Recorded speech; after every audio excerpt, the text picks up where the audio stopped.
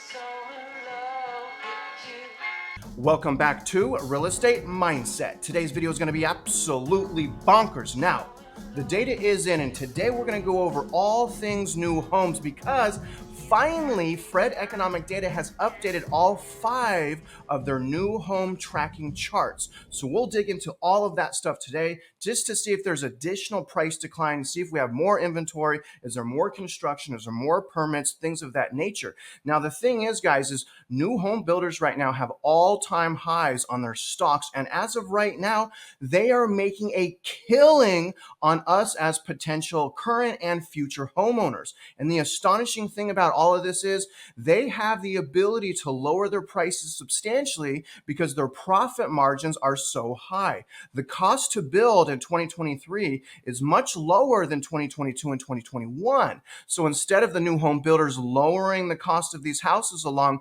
with the cost to build, they're just keeping the prices the same and instead offering absolutely insane, you guys, absolutely insane buying incentives, essentially trying to get homeowners into their properties with zero out of pocket. And how do they do that? Well, they often pay all of the closing costs. They offer fixed rate mortgages. And a lot of the areas, at least in my local housing market, qualify for USDA loans that require zero down payment. So in other words, they are trying everything they can to sell their houses. And what I'm saying is new home construction, we already know it leads the market as far as prices and inventory, but it's also going to lead the market. In my opinion, it will be the #1 catalyst for a continuation of price decline. And I believe that's going to happen this year, starting around the beginning of July to around the end of August. At least that's what I'm suspecting will happen, you guys. And I have no doubt in my mind, these new home builders are in trouble.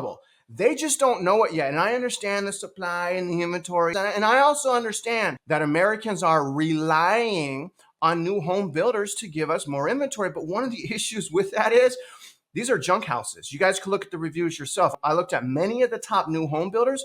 The reviews are just mind-blowing. They're shocking. Their houses are absolute trash. And I'm going off of homeowners. I'm not going off of the new home builders who have a financial bias. But either way, you guys, that's what we're going to get into today. And for covering new homes, like this video. If you want me to cover new home data, like this video. And don't forget this, you guys, I'm going to have all of this data linked in my description if you want to come back and review it yourself, formulate your own opinions, and adjust accordingly. And I really hope you guys are using those links on my description because they're there for you. All right, you guys, so let's start with permits because that's the first stage of new homes. So we can see that permits right now are sitting at about 1.5 million permits. Permits are like future projects from the new home builders. I did want to point out we peaked around here. Let me show you guys. We peaked around there, and then obviously it's been having a downward trajectory because what I thought was happening was the builders were getting smart and they were like tapering off the amount of permits. Now we're about to see that actually flipped, but as far as permits,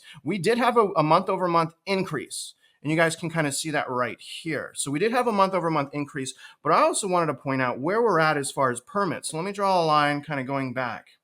And you can see that even though permits have gone down where I've circled right here, if we look at that horizontal red line, we can see that we basically have more permitting right now than we did pre-pandemic. You guys can see the trajectory right here of pre-pandemic. So that's the great financial collapse right here. It almost went to a standstill and then it went back up right here and then it peaked right here. So looking at that data alone is yes, there was a change in sentiment with builders. They started applying for less permits, but you guys, the crazy thing about all this is that shifted. And again, I understand that we need more inventory, but I'm just asking myself, how much longer will these well-qualified buyers that are willing to overpay, and maybe they have to move, how much longer will this last? And is that really grounds for a massive surge in construction starts? I don't think so. Take a look at this data. All right, guys, so what we have here are the actual starts for new homes. You can see it updated June 20th. These are started. When they start a project, then the money spending starts and the time frame starts. Remember, you guys, they can't hold these houses. Once they start, they have to hit a certain milestone before they can technically stop, depending on property taxes and the time of year. But I did want to point out massive increase, you guys, in starts. I mean, huge. Look at this. From month over month, we went from about right here all the way up here, you guys. That is a massive increase. And again, that's 1.6 million. You can see that right here. That's 1.6 million projects or housing units started.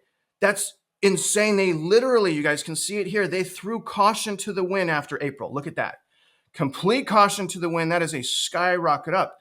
Insane, you guys. And if we go back historically, okay, let me show you guys kind of where we're at historically. I'm going to try to draw this line here. It's not working out for me very well, but look at this. It's historical. It's remained elevated after COVID. You know, right before lockdowns, I would say we're about what, right here?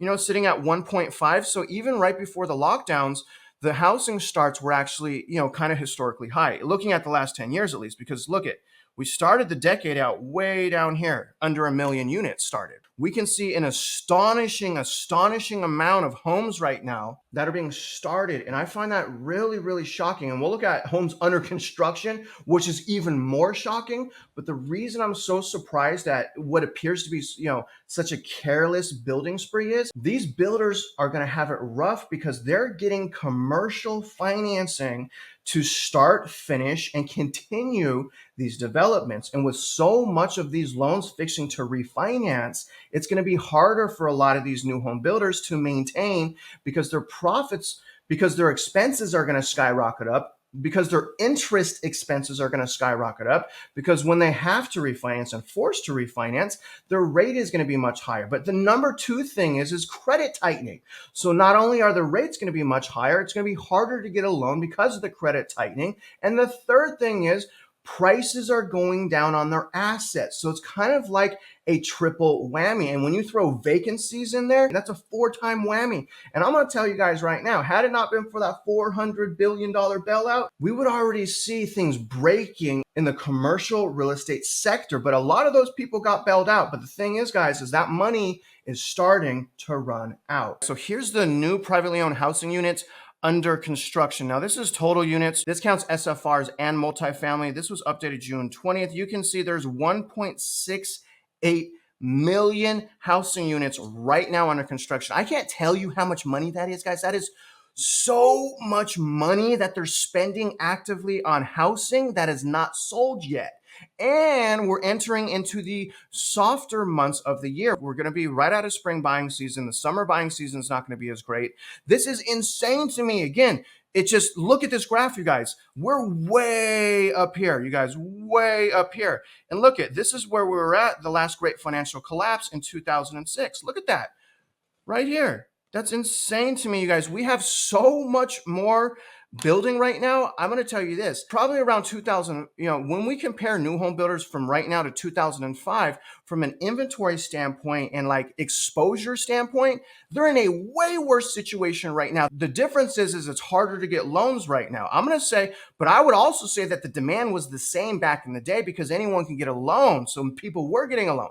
So really astonishing, you guys. This shows me, again, danger. Now, obviously, the stock market doesn't believe what I'm saying here because the stocks are record high for these new home builders. But what do we know about the stock markets, y'all? It's like gambling and things can change in a blink of an eye. And that, I'm telling you, I don't know exactly when it's going to happen. I'm thinking Q3 of this year, but it's only a matter of time before these new home builders are exposed. And not only that, I'm going to tell you guys this, they hold units off of MLS. So the reality is we actually have more units on MLS than what is being reported because these new home builders do not list all of their property on MLS. They have so many tricks, you guys. I'm telling you guys, they're coming to an end. Instead of the caution, we see greed. All right, guys, and here's one of my gripes. Median sales price, you guys can see this here, for new homes. Now, this was updated, as you can see here, yesterday, June 27th.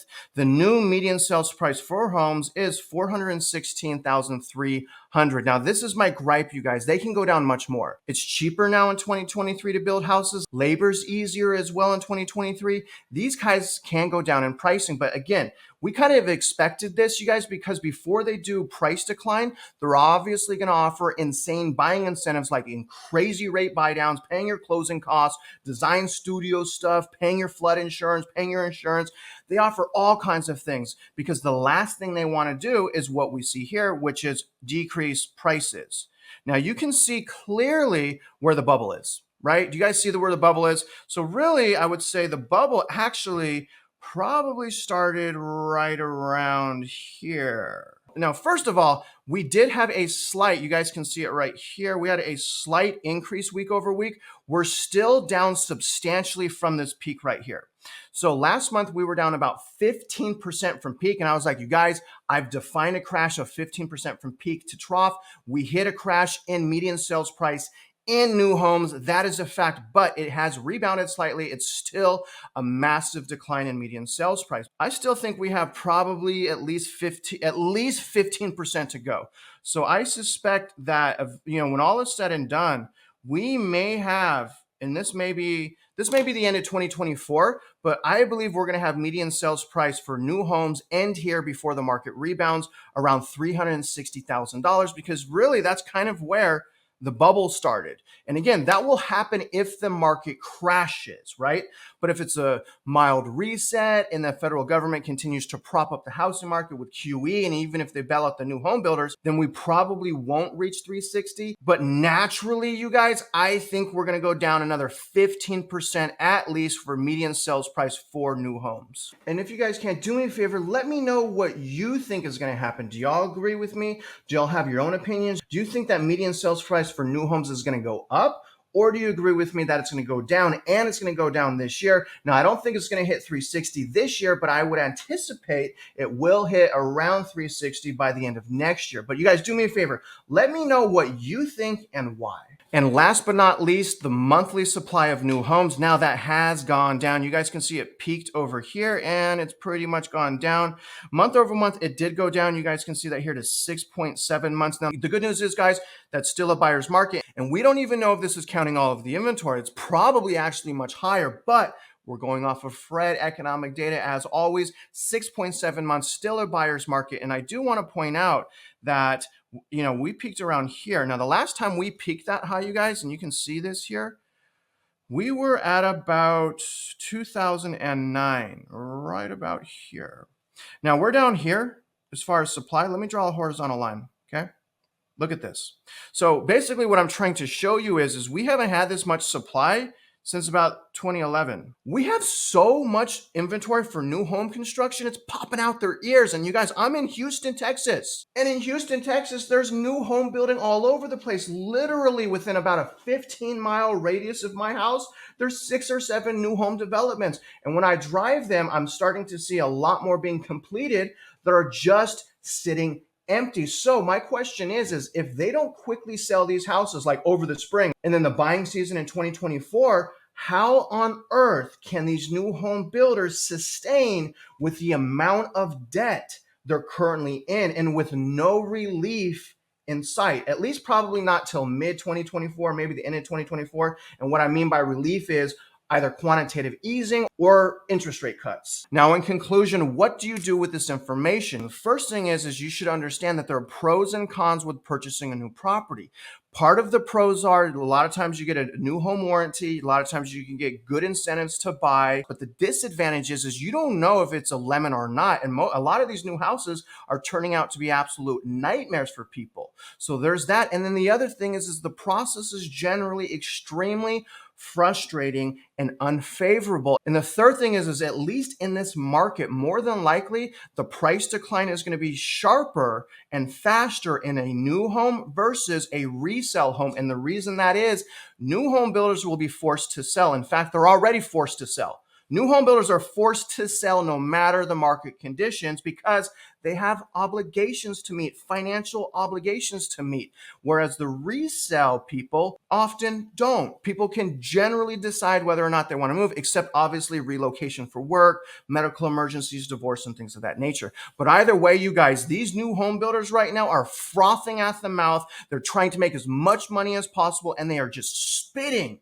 these houses out like crazy. And I believe there's a substantial amount of these homes that are being built and the contractors are cutting corners and building poor, unfavorable houses. So in other words, buyer beware. And other than that, you guys have a great evening. Happy Wednesday to you. And if you're out there investing in real estate, I wish you luck and I hope you win.